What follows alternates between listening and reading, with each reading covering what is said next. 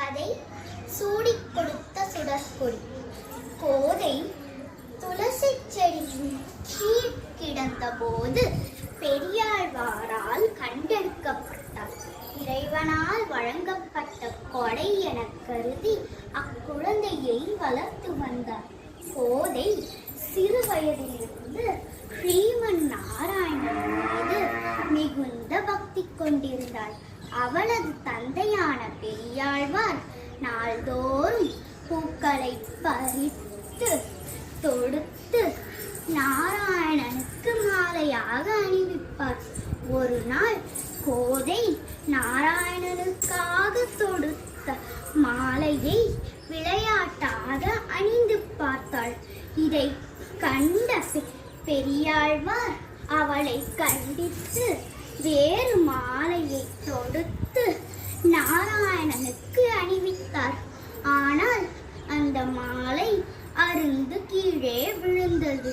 இதை கண்ட பெரியாழ்வார் தன் மகள் செய்த தவறை மன்னித்து இம்மாலையை ஏற்றுக்கொள்ளுமாறு வேண்டி மீண்டும் அணிவித்தார். ஆனால் அந்த மாலை மீண்டும் அறுந்து கீழே விழுந்தது. கோதை தான் அணிந்த மாலையை நாராயணனுக்கு அணிவித்தார். நாராயணனும் அதை ஏற்றுக்கொண்டார்.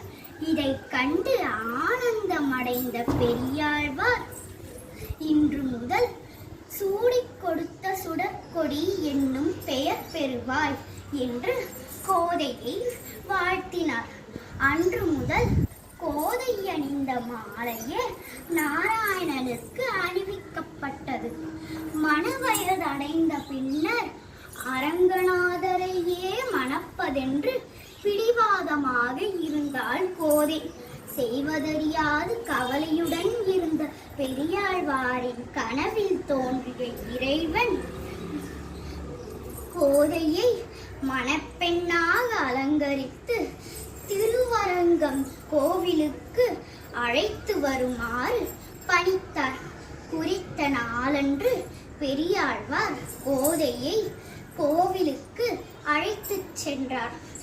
கோதை கோவில் கருவறைக்குள் சென்று இறைவனுடன் கலந்தாள். நன்றி.